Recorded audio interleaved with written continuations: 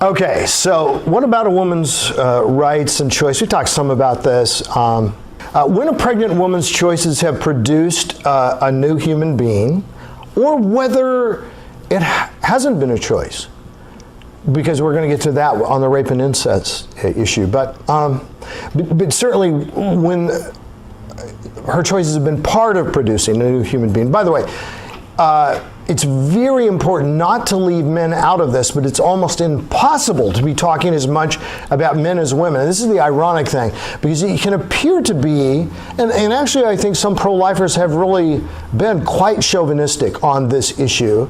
But I think for a lot of us who are not at all chauvinistic, and we're not, it looks like we're blaming those women. And that we just have to work at this.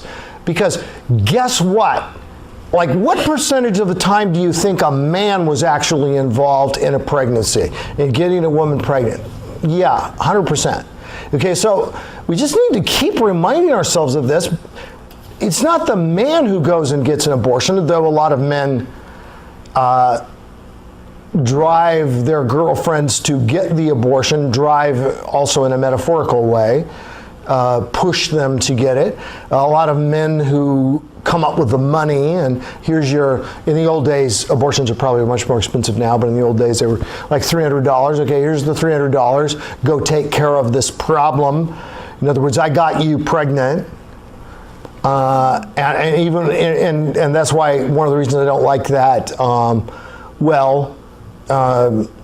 if you would have controlled your body, you wouldn't be in this. Well, in my experience, the great majority of times, the man had more problem controlling his body. Yes, a woman too, but let's not leave the men out of this thing. But unfortunately, the simple reality is, since men don't get pregnant, and abortion is something that only happens with people who are pregnant, it's inevitable that we keep saying a woman, you know, and I just don't, I want to make sure that we realize that it's way more than just women. And also, when I'm told, as a man, you don't really have a right to speak about this because it's a woman's issue, then I say, but I think one of the huge issues is that men have failed women,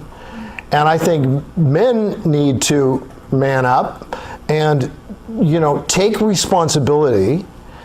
And therefore, if you're encouraging me to have no opinion about abortion because I don't have a right to have an opinion on unborn children, then you're essentially encouraging me as a man to have nothing to do with being a father and to have nothing to do with protecting children. And I think that's actually, you're working at cross purposes with yourself on this, because don't we all see a huge problem of fathers who have abandoned their kids, either literally or at least figuratively, through neglect of their children? Well, guess what? If you've been told this is a decision that has nothing to do with you, this is between a woman and her doctor, if that's true of the unborn child, well, why magically, when the child is born, am I now responsible for this, but I had no right to even have an opinion on it prior to birth? You get the logic with that?